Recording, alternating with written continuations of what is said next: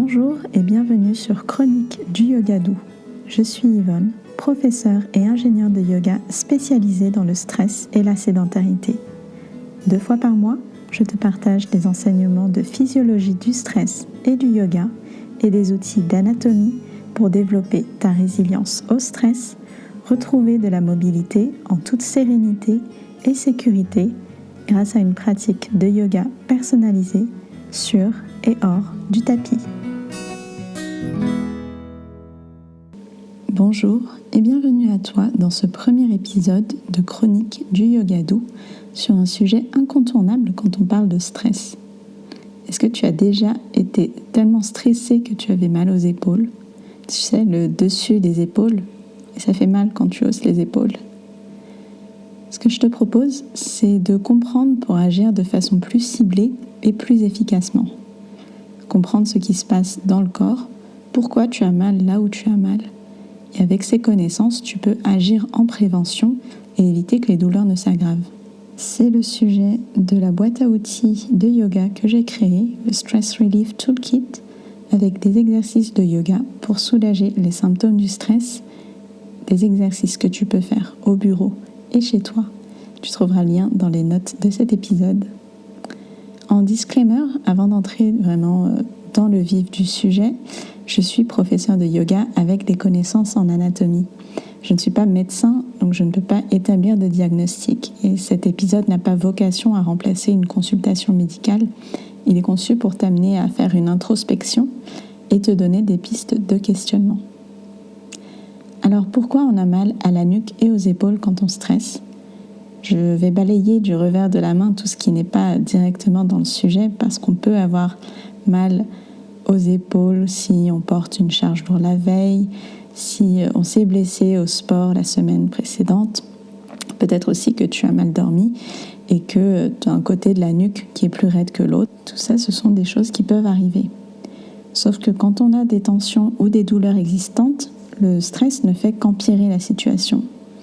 Le stress est aussi l'une des causes quand on a les épaules raides.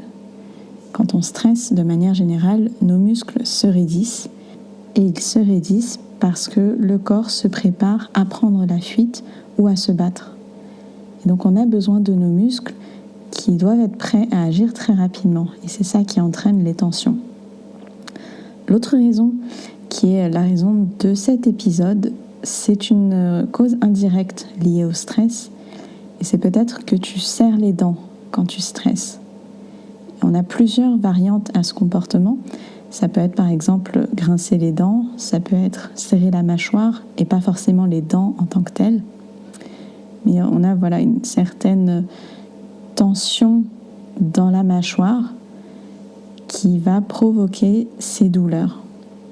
Parce que dans le corps, tout est lié. Et dans le cas de la mâchoire, elle est liée au cervical, les premiers os de la colonne vertébrale en partant de la base du crâne. Et quand on serre les dents régulièrement, on raidit, voire on bloque les cervicales. Et lorsque les cervicales se bloquent, les muscles qui y sont attachés sont beaucoup plus sollicités. Et les trapèzes, entre autres, font partie de ces muscles. Et les trapèzes, ce sont les muscles qui forment un losange dans le haut du dos.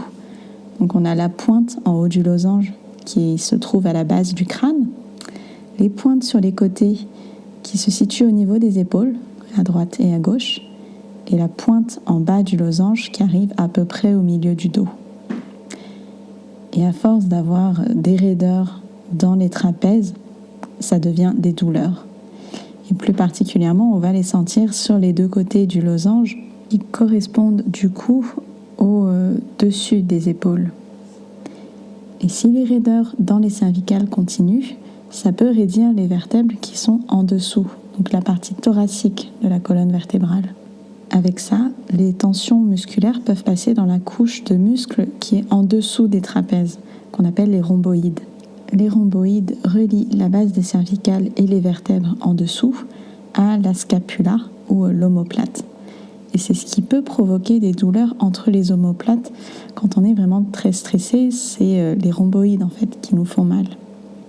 Pour en revenir au stress, on a différents impacts à différentes échelles de temps. Le stress joue un rôle direct à court terme, parce qu'on est globalement plus raide. Donc les muscles sont plus raides. À moyen terme, si jamais on serre les dents, ça provoque la réaction en chaîne et aboutit à une tension dans les épaules ou entre les omoplates. Et à long terme, la tension devient douleur. De manière indirecte, quand on a mal quelque part, le stress amplifie la perception de la douleur. C'est comme si on jetait de l'huile sur le feu. On attise le feu. Je fais un edit ici parce qu'entre le moment où j'ai enregistré ce premier épisode et maintenant, j'ai eu des informations nouvelles que je voulais absolument partager dans cet épisode-là. Donc, selon une amie kiné, 60% de ces patients qui viennent pour des douleurs d'épaule ont des douleurs qui sont provoquées parce qu'ils grincent des dents ou parce qu'ils serrent les dents.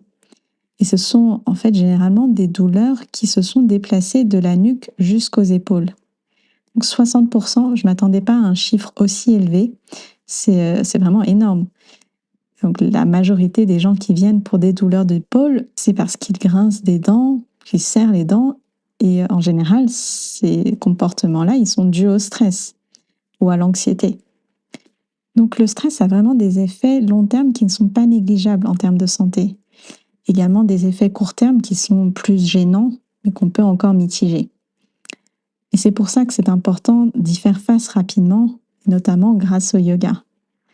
Si tu veux savoir comment soulager ta nuque, soulager tes épaules sans avoir besoin de te changer, sans avoir besoin de dérouler un tapis de yoga, eh bien, tu peux regarder le Stress Relief Toolkit, la boîte à outils de yoga pour le soulagement des symptômes du stress au bureau. C'est un éventail d'exercices aussi bien physiques que de respiration et de méditation qui vont t'aider à soulager donc rapidement tes symptômes de stress, physique notamment, mais aussi te recentrer quand tu sens que tu t'éparpilles. Il y a quelques exercices de relaxation également. Donc voilà, c'est fini pour cet épisode. Si cet épisode t'a plu, je t'invite à me donner une note positive sur ta plateforme d'écoute de podcast. Et je te dis à bientôt pour le prochain épisode.